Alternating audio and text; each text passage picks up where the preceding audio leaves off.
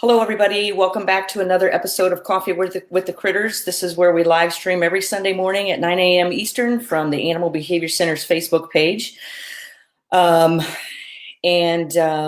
those that may not be familiar with us, we live stream every Sunday morning, 9 a.m. We've been doing this for over 4 years now. We have quite the group of loyal followers, and we appreciate that. And today we have returning guest Laura Zitzelberger from Nature's Nursery Wildlife Rehabilitation Center. She's been on with us before, and we're going to be talking about a topic this morning that is pretty important for several different reasons, and I'll let her talk about that when she comes on. Good morning, Quentin. Good morning, Tim. Hey, Shelly, Susan, or Susie, sorry.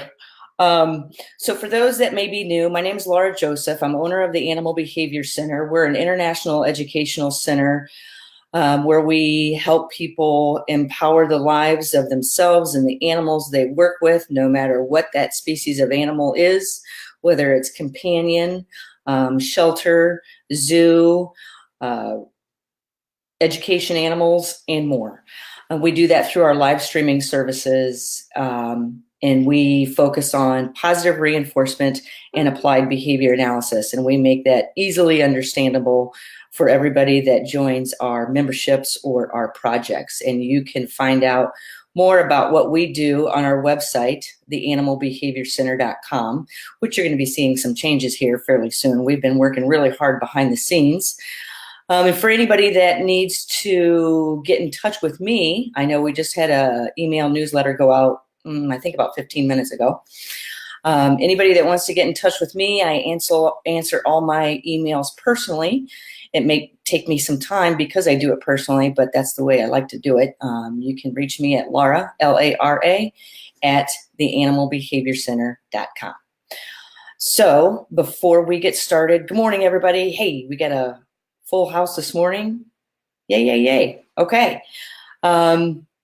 I want to just talk really briefly for about a minute or two about some things that have been happening here before we bring in our guest, Laura Zitzelberger.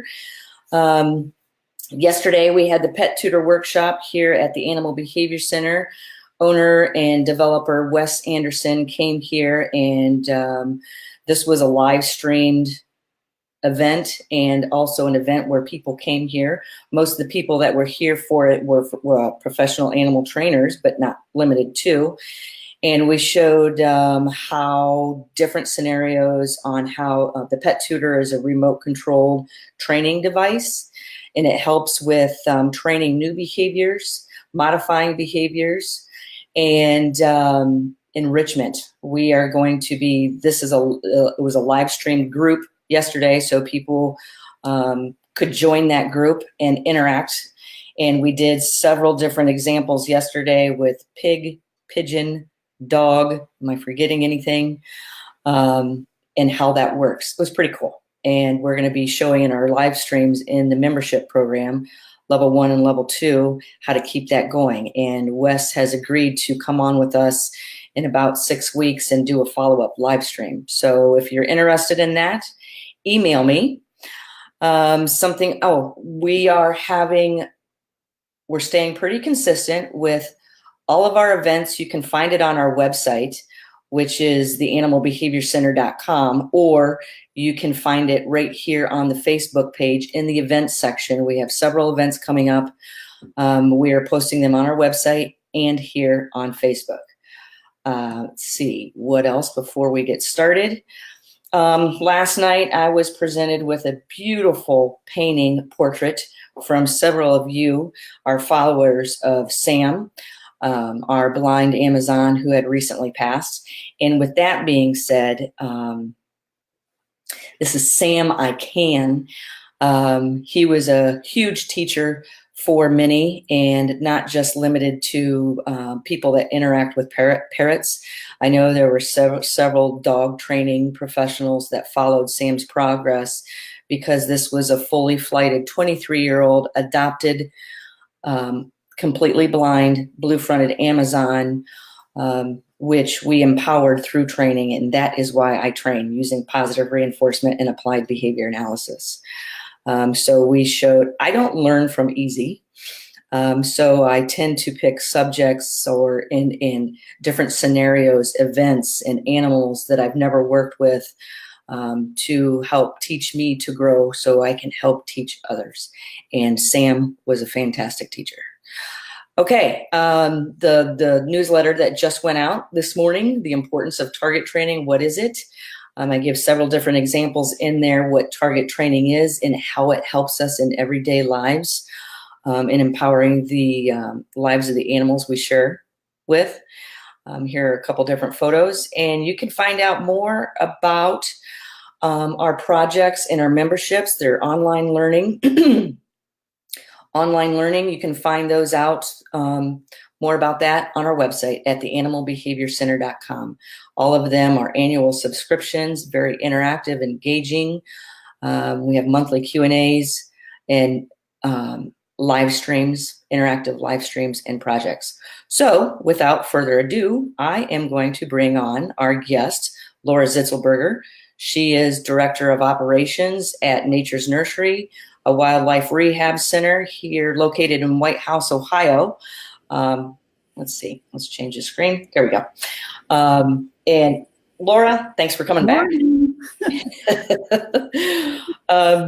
So Nature's Nursery is what, you're celebrating your 30-year anniversary, correct? Yes, yes. I can't believe it's been 30 years. Or yeah, actually I can. Gray hair. Yeah, I can. I can believe it's been 30 years. Yeah, and you're having the first open house of the year today at noon? Yeah. 1? Today at 1 o'clock. Okay, good. And I've been volunteering at Nature's Nursery for, I don't even know how long. I don't either. At least 10 years? Yeah. Yeah. Yeah. So I continue to volunteer at Nature's Nursery. And I want to say that for anybody that wants to expand their training skills and enrichment skills, volunteer at your local wildlife rehab center. It's a great teaching experience. You learn a lot about the things you see right outside your back window. Exactly. Yeah, and that's why you're here. That's right, because we're getting lots of phone calls. The phone calls are really starting to increase, and people are just questioning what they're seeing in their own backyard. Because of spring, you get... Yeah, I think it really just ramps up because of spring. Throughout the year, we get injured animals, but now we're getting babies on top of that. So, and all the things, all the questions that come with baby season, you know, ducks that are nesting and whether a fawn is a orphan or not. And, you know, just so many questions. I think the other day, you know, we probably easily took 100 phone calls. So. Wow. Yeah. And a lot of Nature's Nursery is run by volunteers. Yes, we've got a small staff, but it's our volunteers that really keep us going, and we have about 125, 150 volunteers. Wow. Yeah. That's fabulous. I know. So some of those people are out there multiple times a week. Some may only help a couple times a year, but it all makes a big difference. Yeah. And I wanted to talk about how Nature's Nursery is run, how you guys run. But before I do, Valerie just says, Valerie with Rhode Island Parrot Rescue, wish I were closer. I love following Nature's Nursery. Amazing things you do there. And the cool thing is you don't have to necessarily live close to follow what you do because you are very active on your Facebook page. Right. Facebook really has been amazing for us because, you know, any rehab is a local organization as far as the animals it takes care of. But anytime you can reach out and get a message out across the world, it's pretty amazing. Yeah, and you can help people all over by following your Facebook page because I follow your Facebook page, and there it is up on screen.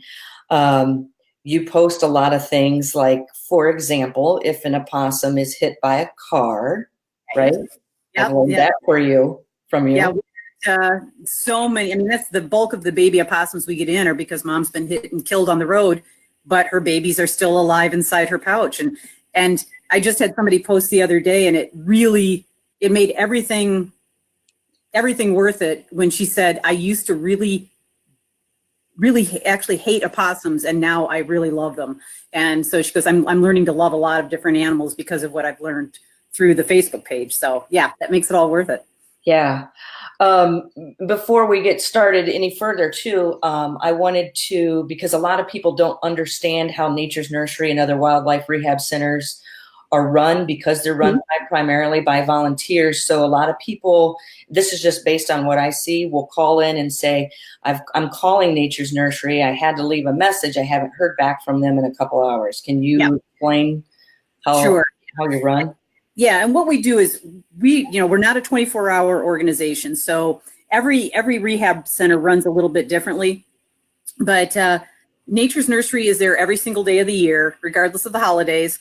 We answer our phones even if we close in the middle of winter at 1 o'clock in the afternoon, or whether it's in the summer and we close at 7. We usually are checking messages up until 8 o'clock at night. So people can usually expect to hear back from us within an hour during those times. If they call after that, they probably won't get a call back until morning. Although I've been known to, of course, be on Facebook a little later. So I do sometimes respond at midnight or that type of thing if I happen to be on. And I've known you long enough, Laura, that there's several times you just don't stop. We'll be out certain places or having lunch, and you're like, I got to run. I've got this. I'm taking care of. I'm in the middle of a transport. And it's a labor of love, obviously, and it's nonstop. Right. Yeah. And that's true. If you talk to any rehabilitator, whether it's a person doing it kind of on their own out of their home, or whether it's a big facility, I don't know anybody who really punches a clock when it comes to wildlife rehabilitation. You always are either thinking about it or have an animal with you, or are, out to dinner, with your husband for your anniversary and checking Facebook to make sure you're getting the questions answered. And so, yeah, it's for everybody. It's a 24-hour a day thing. Yeah. And most people that volunteer, you have a lot of long-term volunteers. Yeah. When we get volunteers, they tend to stay. We have the transitional volunteers that are going to be with us while they're in college or that type of thing, and then they move away. But yeah, we have volunteers that have been with us for, the entire 30 years we've been doing this. So, and again, it doesn't matter whether a volunteer transports for us 2 or 3 times a year, or whether they're out at the center 2 or 3 times a week. That it makes such a big difference, because we simply couldn't exist without it. There's no way we could afford to pay staff to do everything that the volunteers do. Sure. And I know Angie Cananaline, she's a volunteer at Nature's Nursery. She's a volunteer here at the Animal Behavior Center as well. She's a wealth of knowledge. So are so many people that have volunteered there. She's had to leave here before, and she's like, got to run, got to pick up a hawk. Yep. She just went out after an eagle the other day. So did she? So this time of year, I know breeding season or mating season has started and has started for a couple of months for some species. Yeah. How do you want us to talk about this? Like what people are seeing when some of the mating season starts? What do you want to talk about? Well, I guess, what we can do is we can just kind of hit on some of the questions we're getting the most often, because if we can get that answer out to many people at one time, it's always better. One of the big ones right now is ducks are nesting right now, and they never seem to pick a place that we think is appropriate. It's under the slide at the local elementary school playground, or in the bushes next to a store at Franklin Park Mall. And we think of those as being inappropriate places for a duck to be nesting because of, the interruptions of the kids playing on the playground or people going in and out of the store. But oftentimes they'll pick those areas because there's not as many predators in those areas. There's not as many skunks, raccoons, and fox to be raiding their nests. But there's other dangers that go with that. When you've got a nest right outside a store at Franklin Park Mall, not everybody's nice. And if they see them, so we're getting a lot of people called worried about situations like that, or schools asking, how do we let the kids play on the playground and let this mother do what she needs to do? And a lot of times, like with the schools, we just tell them this is a learning experience. Teach them how to respect give the mother a little distance, but the kids can still go about their playing, and that mom is going to sit tight on her nest because that's what she's designed to do. I'm writing down a couple of different. Yeah. And after that, the other question we get is, there's a mother duck and her baby's getting ready to cross Monroe Street. What do we do?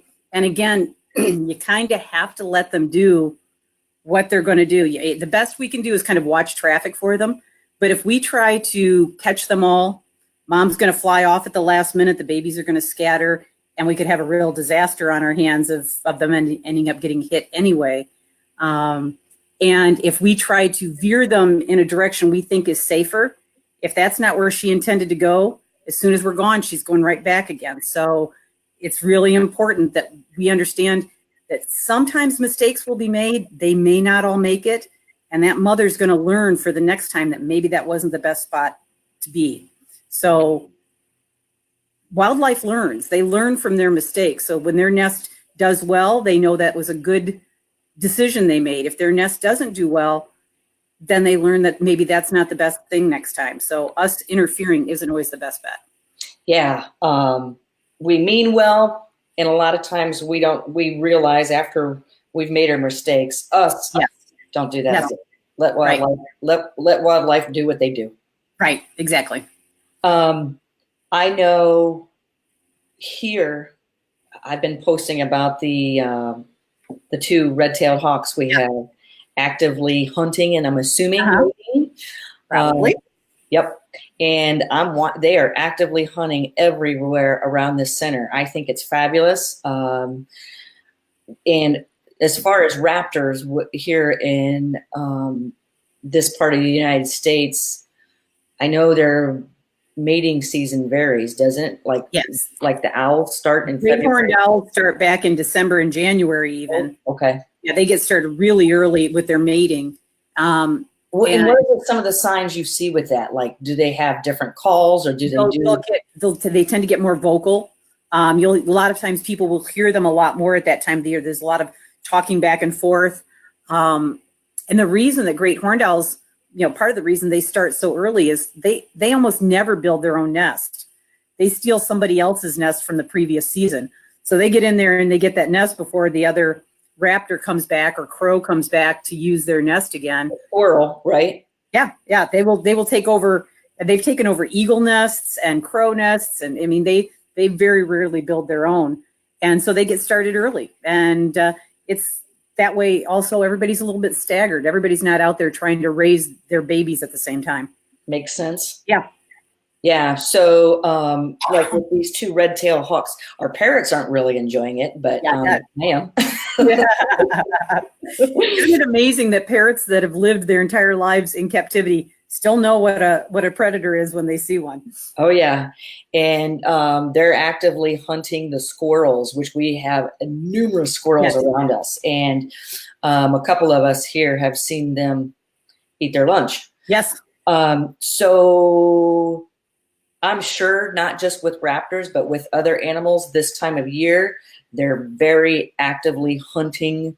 So you may see some of them out more. Mm-hmm. And even as far as, and I'm just asking you this, even some of the animals that are nocturnal, we may see them out during the day this time of year. Is that true? Mm-hmm. Absolutely. Those mother raccoons that have the screaming kids, in the den, they want to get away from them just as much as we want to get away from our kids sometimes. So yeah, they will go out in the middle of the daytime and hunt and look for food. So, people panicking that because a raccoon or an opossum or a skunk is out during the daytime, that can be perfectly normal. So. Yeah. So anybody here that has questions as well, feel free to post them.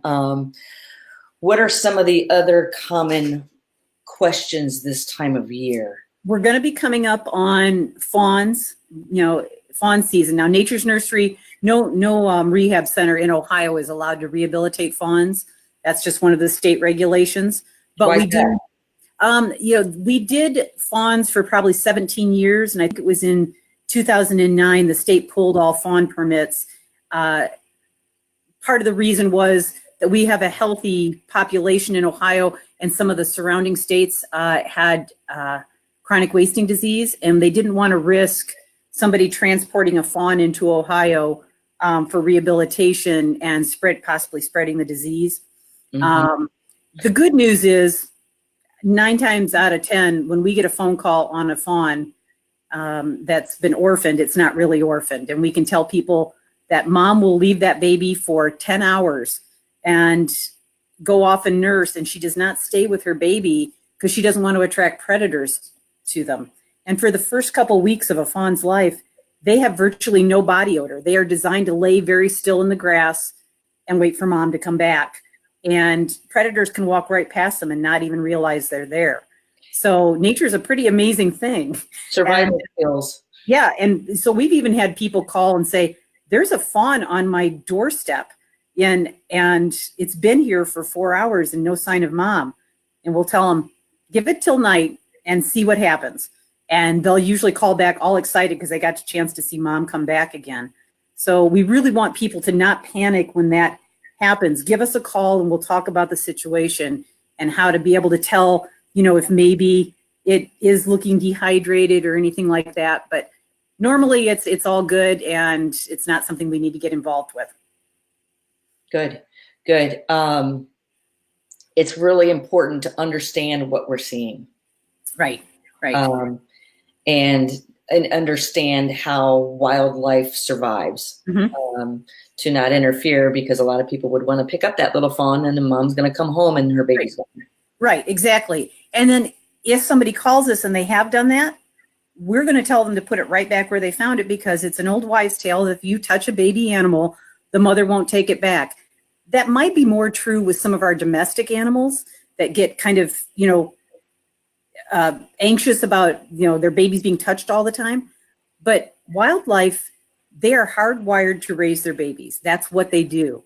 And us simply touching them is not going to make them walk away and give up on that. They are very good mothers.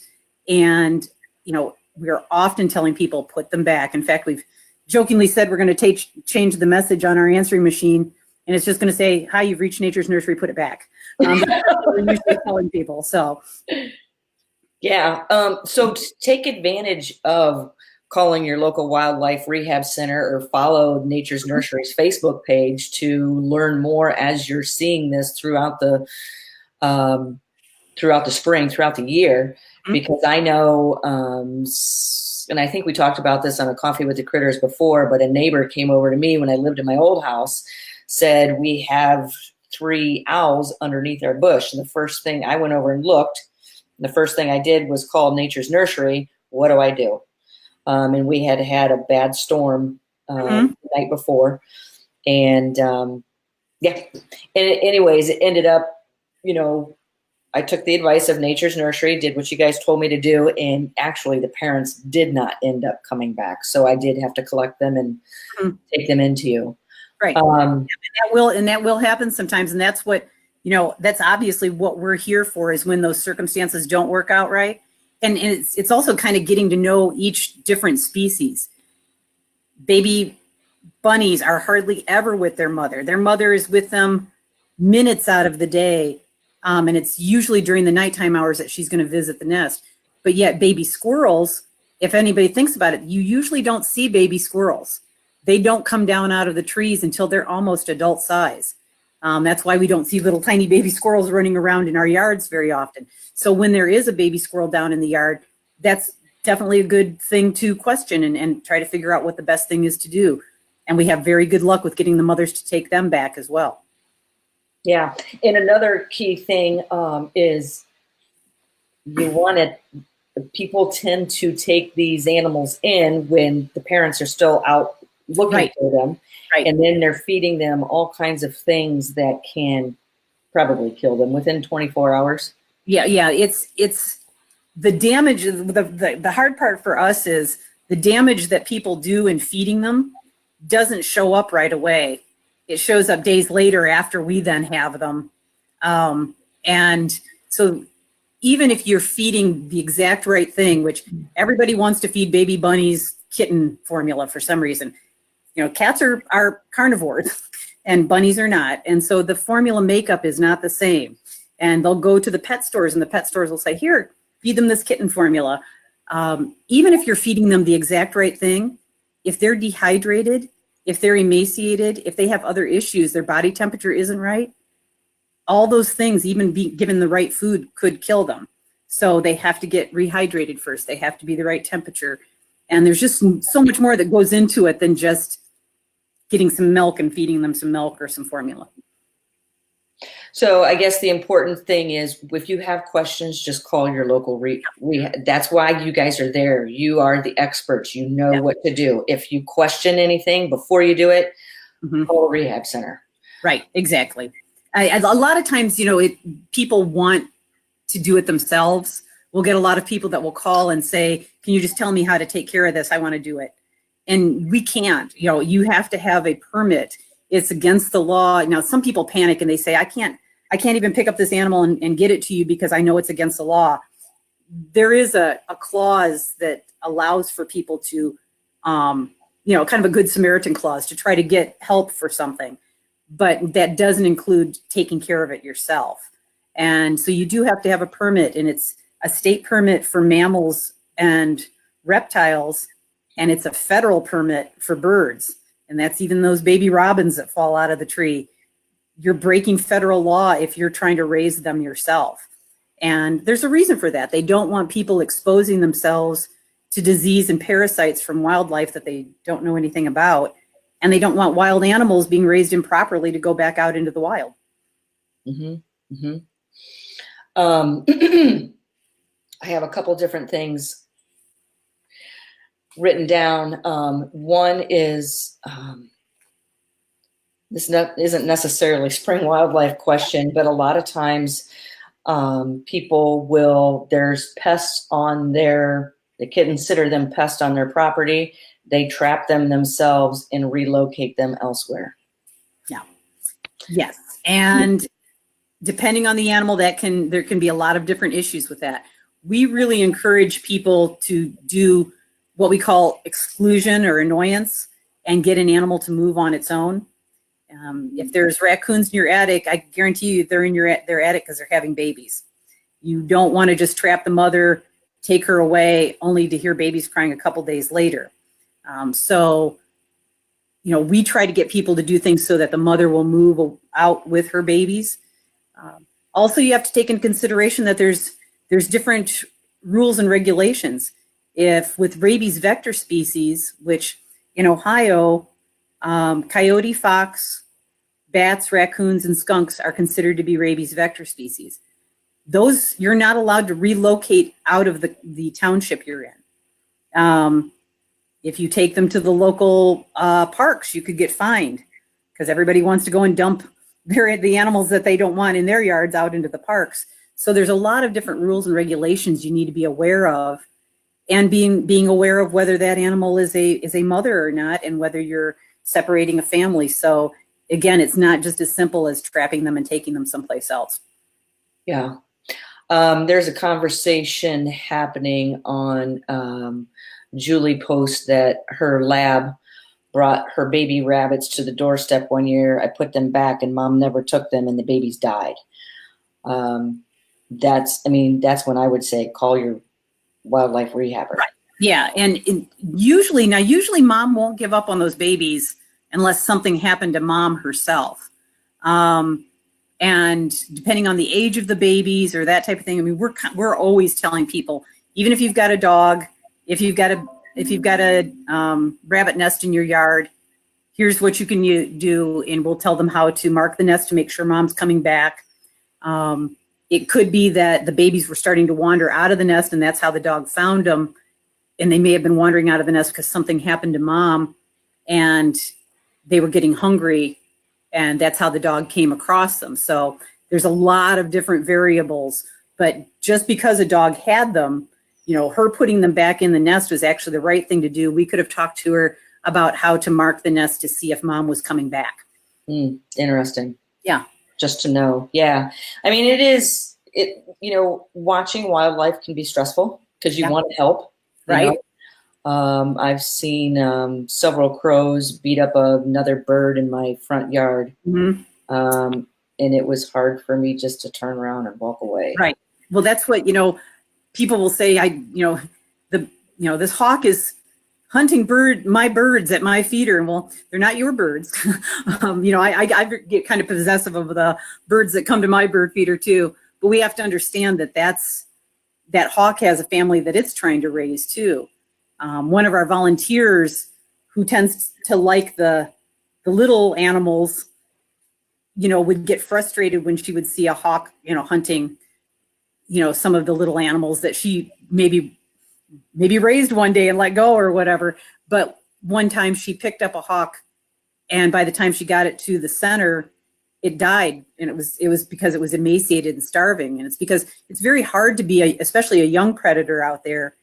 And so it's one of those things where we might not want to see it. So just look away, because you don't want to stop. You don't want to interrupt them. We tell people, yeah, if a cat or a dog is catching an animal, that's something we need to interrupt, because they are not a part of the natural process. But we don't want to stop a fox from catching a rabbit or a hawk from catching a bird, because that's what nature is designed for. Yeah. Yeah. And nature can balance itself as long as we stay out of it. Right. I sometimes laugh at the term wildlife management, because I don't think we really know what that is. Wildlife does a pretty good job of managing itself if we kind of just let it do its thing. Yeah. Yeah. What are some other questions this time of year? I know. Go ahead. Turtles crossing the road. A lot of people don't know what to do if they see a turtle crossing the road, and we get a lot of people that rescue them and want to bring them to us, and they're perfectly healthy. They just found them in the road, or they find them in an area they don't think they should be. Snapping turtles in a housing development. And it's really important that those animals stay where they need to be. An animal like a box turtle lives its entire life in an area roughly the size of a football field. And it knows that area. Even if it's a residential area, it knows that area.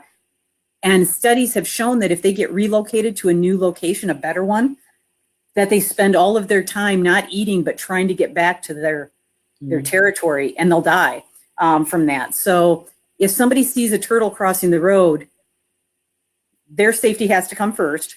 But if they can stop and get that turtle across the road in the direction it was going, if you think that the direction it's going isn't the better location for it, that doesn't matter. It was going in that direction. Put it off the road in that direction so it can continue on its way. In the case of snapping turtles, they will go quite a ways away from water to lay their eggs and then head back to water. If somebody interrupts that process, the female can become egg bound because she needed to lay her eggs and couldn't. So again, it's helping them do what they need to do with all the distractions that we have created for them. Yeah. And another thing is, slow down when you're driving, slow down. Mm-hmm. Especially this time of year. It was about 2 years ago, you talking about this turtle. I was driving through this heavily wooded area, but it was heavily traveled. It was a dirt road, and I saw something off to the side of the road, and it was in the middle of the road, and it was a turtle that got hit by a car, and all the eggs were squished out. Yeah. And I was just like, wow, this was so preventable if we would have just slowed down. Right, exactly. And a lot of times people assume that animals understand roadways, and we have to think of them as very young toddlers that don't understand that grass is okay, but pavement is not. And so a lot of times, you'll see woodchucks eating right along the roadway with cars going past them with no consequence. So why would they understand that if they take a couple steps further, that all of a sudden that car is a threat when it wasn't all the time before? So, and squirrels, if you see a squirrel at the edge of the road and it starts to turn away, don't assume it's still going to turn away, because we've all seen them. They're kind of manic. They will turn in any direction at any time. So don't assume that wildlife understands that the car's coming and it's a danger. Yeah. Something else we see this time of year, I just tilt your head back and look up. Like I always tell everybody, there's a whole avian highway happening above your heads, and we're so busy focused on what's right in front of us. If you sit on your back porch, just sit up and look for a while. You'll learn quite a bit.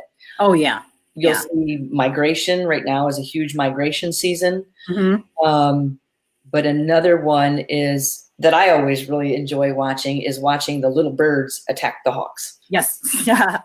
Because, they've got a little bit more maneuverability than the hawks, and that they don't want the hawks near their nests.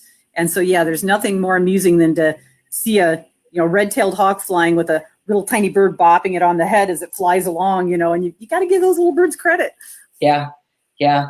I know I hold a sub permit through Nature's Nursery. And when I was training Moon, the education barred owl, I would watch chickadees and blue jays fly into her cage and just, and I'm just like, you're pretty, you're pretty fast. Yeah. Pretty interesting. But yeah, let's see. Does anybody have any questions? Laura's on here to help address any questions you have. And another one that we've been getting is we're getting a lot of people calling because they're concerned about fox living in residential areas.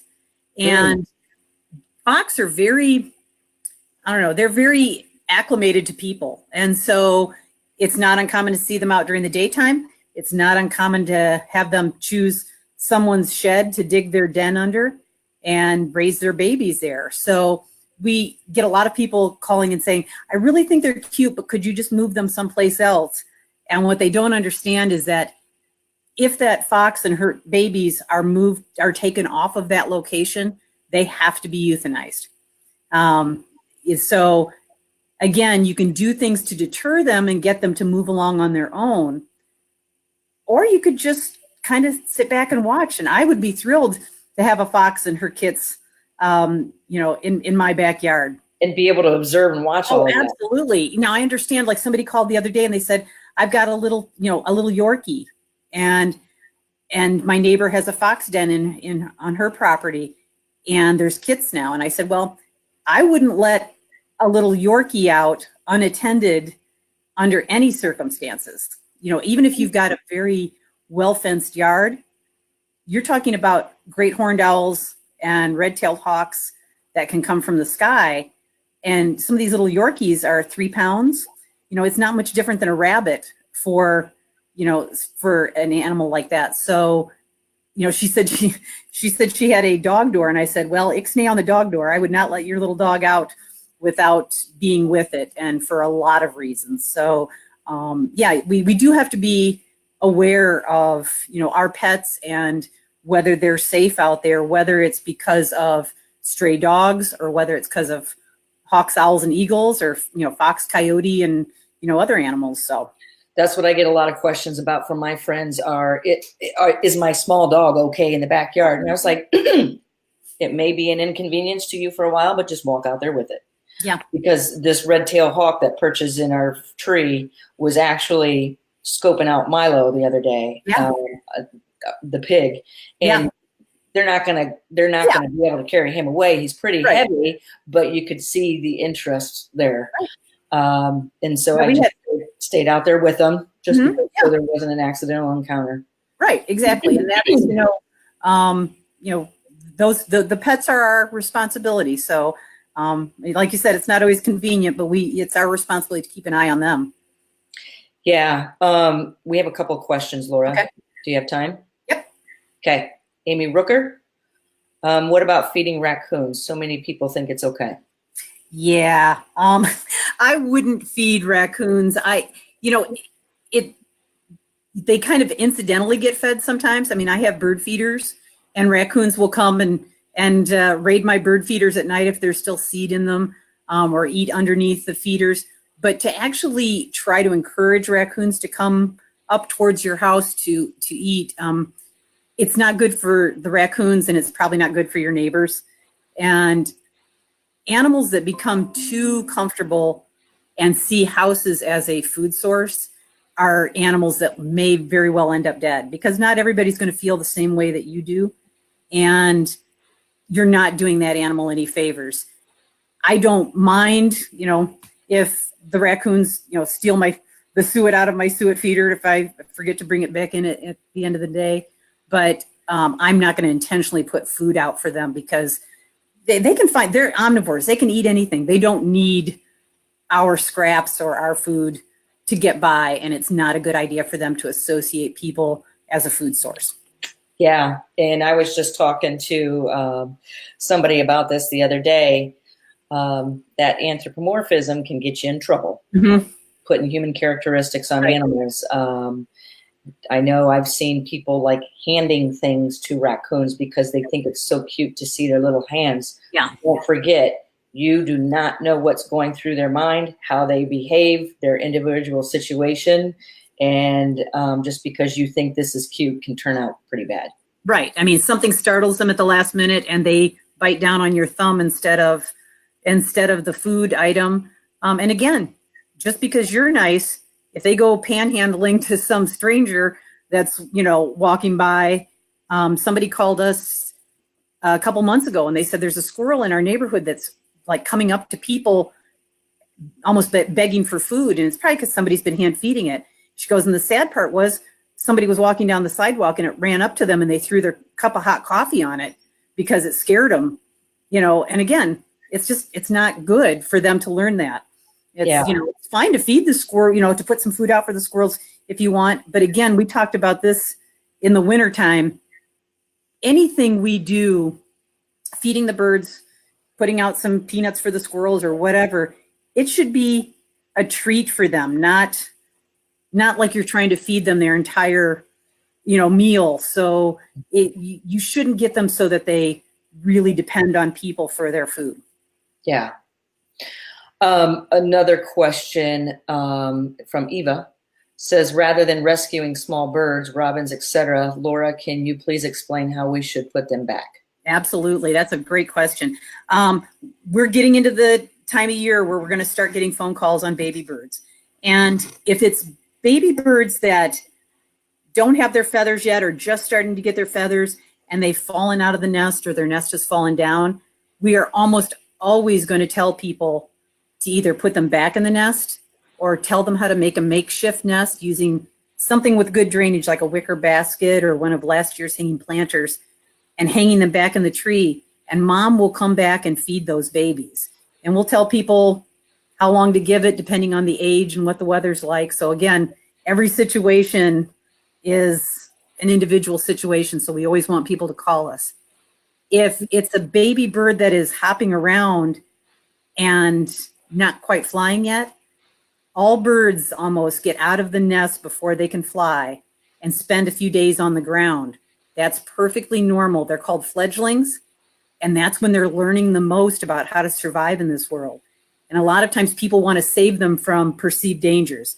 There's kids, there's cats, there's dogs, there's cars.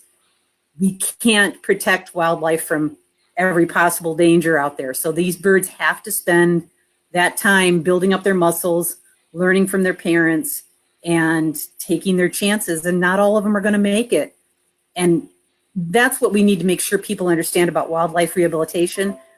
We're not here to make sure that every animal out there survives to adulthood. That's just not natural. Most animals don't live through their first year.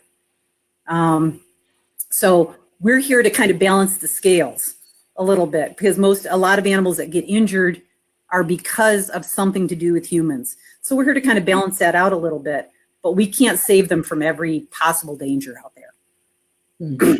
Good information. And that's one of the reasons why some of these animals have so many babies, because some of those babies are feeding other populations. Right. One may make it. And when we start interfering with that, wildlife can get out of balance. Right. Exactly. So yeah. And even, when I was talking to somebody on Facebook the other night and he had tried to rescue a bird and it didn't make it. And he said, how do I dispose of the body? And I said, well, if it were me, I'd put it out in the little wooded area next to my house and let it go back to nature. If something eats it, then that's that's fine. I said, some people feel the need to bury them. Some people put them in a plastic bag and put them in the trash. I just think the more natural way is always the better way. Yeah. Recycle it. Exactly. Make it worth it. Right. Serve a purpose somehow. Otherwise, Exactly. in the trash, Exactly. it's not really serving a purpose. Right. Exactly. Pam Price has a question. Could you address what to do, if anything, about groundhogs burrowing close to your house? Right. That's, I always tell people to appreciate that an animal deserves to live out there doesn't mean you have to like everything it does. And, that doesn't mean that I'm going to tell somebody, yeah, just let that woodchuck burrow under your house. That's no problem. So yeah, there's things that you can do to deter them. And basically these animals get very comfortable living around people, but certain things you can do can make them decide that your house is not the right house to be in. If you can put things out that are going to make them uncomfortable, make them on edge all the time, like maybe tying some foil pie tins to some strings so that they bang around near where they're digging, even balloons, that type of thing that are always going to be moving and kind of making a little bit of noise, that will help to deter them. You can take ammonia-soaked rags and just kind of lay them half in the hole where they're coming and going from. They don't like that smell. You don't want to shove those down into the hole because if they've got babies down there, you don't want that being irritating to the babies. But again, mom can move the babies if need be. And if you don't have outside dogs or cats, you can sprinkle some hot pepper flakes where you see them frequenting, and they get a little snoot full of that and they don't like it and they start to avoid those areas. So those are all things that you can try doing. And we've got a whole list of options. But yeah, you want to be able to coexist with wildlife. That doesn't mean you have to be a doormat and let them do whatever they want to. So you can help to kind of adjust things so that they don't choose your house. Do you have a list of some of these things on your website? We do have, actually, we've got some of the frequently asked questions, but that's actually a good idea. Maybe what I'll do is put a list of natural deterrents, things that you can try depending on the animal. Again, hot pepper flakes work great for mammals. Birds don't care. It doesn't really bother them any, in fact, a lot of parrot seeds and stuff have hot pepper in them. So again, different things for different animals. Yeah. Because, and I know we've talked about this before, you want this particular animal gone, so you put certain pesticides out there. Now that raccoon is dead, and here comes the fox eating it, the vulture eating it, and then there goes your fox and your vulture. Right. Exactly. That's, the things that we see most is people not wanting, mice, rats, chipmunks, and so they put out poison. And the two things I would say that I really would like people to avoid is poisons and sticky traps. They are too indiscriminate. And with the poisons, first of all, it's just a horrible way for an animal to die. And then when something else eats that animal, then that animal is going to die. Sticky traps, we have seen snakes, bats, wrens, all sorts of animals, flying squirrels, stuck on sticky traps. And the whole purpose of these sticky traps to catch mice is that you just catch this animal on this sticky trap and then throw it in the trash. And then that animal just dies a slow death stuck to the trap. So those are things we would really like to see people avoid. Yeah. Somebody's just posted, where are you? Melinda asked, because my sister had this same problem. My sister in Cleveland had this problem with chipmunks. Mm-hmm. And my advice to her was attract your hawks.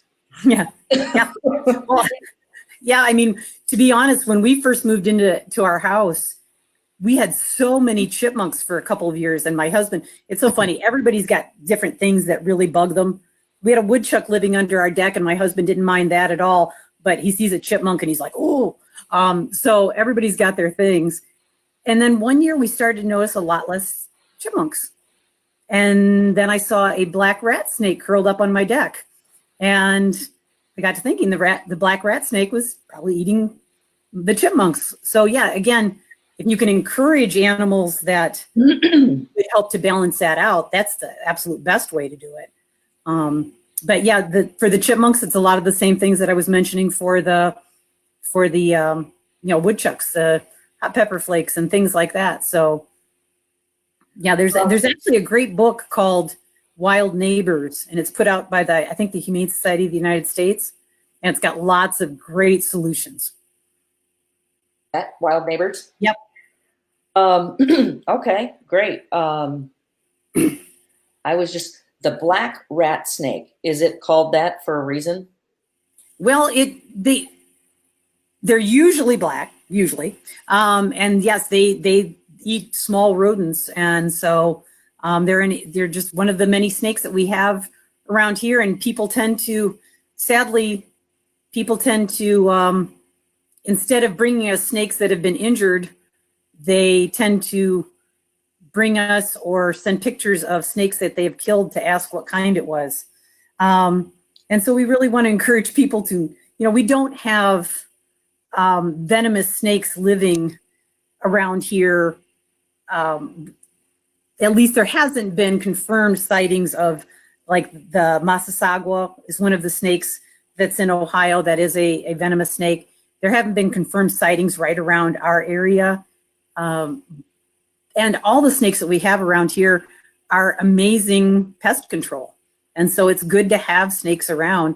And yeah, I love snakes. If I'm out working in my garden and one slithers past, I'm probably going to let out a little yell because it startled me. But, they're good to have around.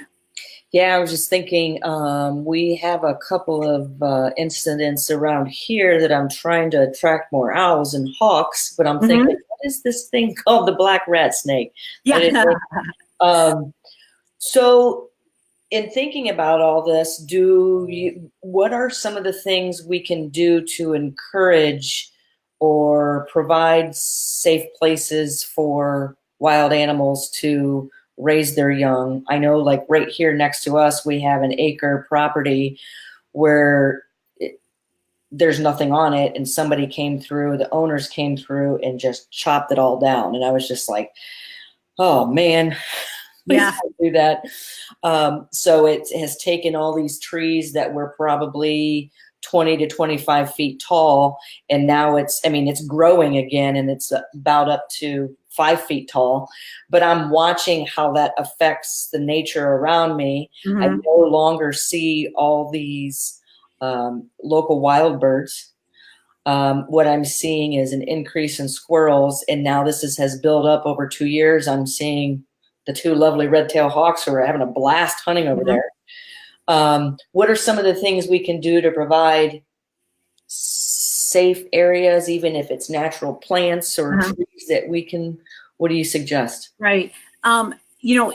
If people have, and again, the problem is we've got a lot of these, subdivisions that have so many regulations on what you're allowed to have in the subdivision. Having some brush piles are great because, the woodchuck may decide to burrow under the brush pile instead of trying to burrow under your shed. Giving them some natural options are always good things. Having, and again, a lot of times it depends on what you're wanting to encourage or what you're wanting to discourage. And there is a fine balance for that. And every situation has to be very specific. I know there's a lot of people that are having rat problems in, all around the Toledo area. And so sometimes you want to take away some of the wood piles and things that they're using. But if you're wanting to encourage having some, bunnies in your yard or, those kind of things, then you might want to have that. So it all depends on that fine little balance of what you're trying to encourage or discourage from your yard. That makes sense, because even like in behavior modification, constantly telling the animal no doesn't tell it what to do instead. Right. So that raccoon that you don't want, that opossum, those groundhogs, if you just keep blocking areas, more than likely what you're doing is just teaching it how to do something else to get to the end behavior anyways. You're going to have a new hole dug somewhere else. Whereas what you're saying, provided an alternative instead. Right. Hey, go to that pile instead of under my house. Exactly. My Exactly. shelter. And the thing is that with a lot of the wildlife, people are wanting to trap it and remove it. But if it's a good spot for that type of animal, it's not the only one around. Another one's going to move in. So trapping doesn't solve the problem. It doesn't, you need to modify something in order for it to work properly for you. You can't just keep trapping, or you'll be trapping until the cows come home. You'll just have to keep doing it. Yeah. A lot of times, like I see people, they don't like the squirrels eating out of their bird feeders. So they sit there and constantly try to, what they're doing is constantly saying, no, no, no, you can't go here. And I sit back and laugh and say, you are really teaching that squirrel, you're increasing the complexity on how to forage. Oh, yeah. Well, yeah. I mean, have you seen like that one video? It's like Mission Impossible, and these people made this, huge obstacle course, and the squirrel eventually figured it out. You're just making smarter squirrels. And I always laugh when people, say they don't want the squirrels getting into their bird feeders, because how are the squirrels supposed to know that that isn't for them? Right. So it's, or they like certain birds, but not other birds to get into their bird feeders. But yeah, it's these animals adapt to living with us, and they adapt very well. And so we sometimes need to take our time and be willing to do a little bit more of a long-term solution than trying to just eliminate the problem right away. Yeah. And if they were here, if you figure out a way to coexist and live without disturbing each other, right, you can learn a lot. Exactly. And it can be very beneficial. And right. Once you learn more about them, you really come to respect them. Right. Yeah. I mean, everything out there has a purpose. It may not be a purpose we like. Mosquitoes are not something that we like, but their purpose is actually to limit populations of certain things. They spread disease, and it's because sometimes that needs to happen to limit populations. Obviously, we don't want that happening to us, but everything out there has a purpose. We may just not always like it. Yeah, exactly. Well, we're coming up on the hour, Laura. Okay. I wanted to, so for people who want to get in touch with you on the website, they can obviously get in touch with you and follow I highly suggest people follow Laura's post on Nature's Nursery, because you're always posting, hey, we brought this in today. You had the opossum with the bandaged tail. This is how this animal came in. This is what we should do. This is what we should have done. You show the releases of these animals. Those are cool to watch. Watch these animals, especially like the bald eagles, get released back into the wild. Yeah. But once you respect that animal, you'll respect seeing everything being released back. And we really want the Facebook page, we want it to be whatever people want from it. So we encourage people to ask, if they want to see more of certain things. I know you've been trying to encourage me to be doing more of the live video and that type of thing. So we're gonna really be trying to think of the best way to incorporate that into letting people see a little bit more behind the scenes. Yeah, that'd be cool to see. Yeah. And I know you have several different events, and there it is. You have your first open house of the year today. Will you be live streaming out there today? Yep, probably. Okay, so cool. Follow Nature's Nursery. And I know I'm coming out and excited to be coming out to the Wildlife Festival on Sunday, June 2nd. Yep, that's at Toledo Botanical Gardens. And will you be live streaming from there? Yes, we did last year. Can I live stream from there too? You can. Okay. We'll be having a table out there. I'll be working with some of Nature's Nursery's animals, and it's going to be a lot of fun. Yeah. Yeah.